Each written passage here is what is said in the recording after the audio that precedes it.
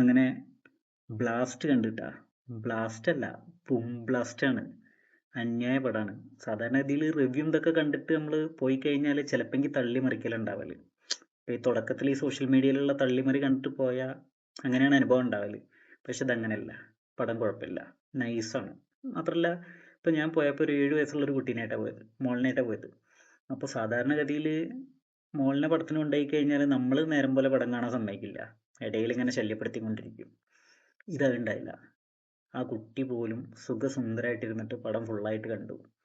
അപ്പോൾ കുട്ടികൾക്ക് പോലും ഇഷ്ടപ്പെടുന്ന രീതിയിലാണ് പടം എടുത്തിരിക്കുന്നത്. സംഭവം കുട്ടികളായിട്ട് പോകണമെന്നല്ല, കുറച്ച് വയലൻസും കാര്യങ്ങളൊക്കെ ഉണ്ട്, പക്ഷേ പടം നൈസാണ്.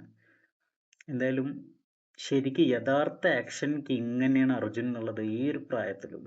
എന്താണ് ഫൈറ്റിൻ്റെ ഒക്കെ അക്യുറസി.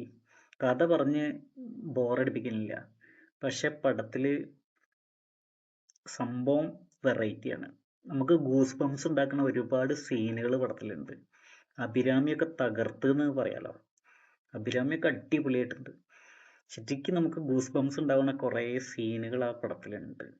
മസ്റ്റായിട്ട് തിയേറ്റർ വാച്ച് ആയിട്ടുള്ള ഒരു പടം തന്നെയാണ് കേട്ടോ. പറ്റുവെച്ചാൽ എല്ലാവരും തിയേറ്ററിൽ തന്നെ പോയിട്ട് കാണുക. ബ്ലാസ്റ്റ് അല്ല, ബൂം ബ്ലാസ്റ്റ്.